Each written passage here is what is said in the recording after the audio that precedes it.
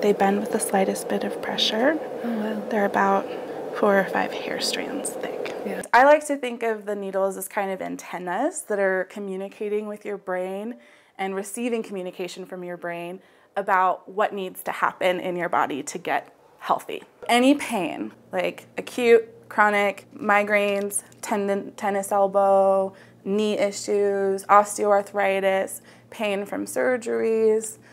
We treat a lot of hormonal imbalances, so menstrual irregularities, infertility.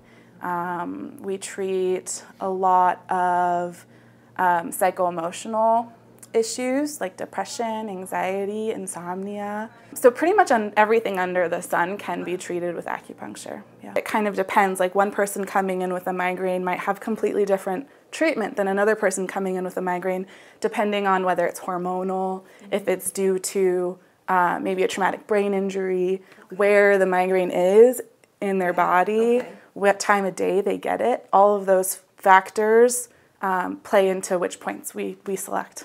If you have migraines that are kind of around your temple, behind your eye, it's considered the gallbladder channel in Chinese medicine, and we'll use a point on the gallbladder channel in your feet to help descend that migraine and to relieve it. So there is more circulation around acupuncture points, definitely. Acupuncture point, the needling of acupuncture points also releases a cascade of hormones, endorphins, and different kind of chemical messengers in the body. The points tend to be located in areas where there are more gap junctions, which are parts of the cell that communicate quickly with each other.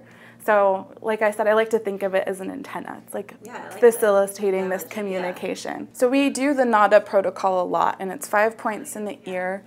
They target specific organs of detoxification, mainly the liver, the kidneys, and the lungs. But they also target a little bit deeper into the parasympathetic nervous system, so getting people out of fight or flight and into rest and digest, to get them to be able to relax, to be able to sleep at night, be able to function as a human being and not have anxiety everywhere they go. And it also helps to reduce the side effects of withdrawal, like sweats, nausea, pain. Do you get a lot of people that come here that are skeptical? Absolutely. Yeah. Yes. We get a lot of skeptical people, or people who are like dragged in by their daughter or by their wife.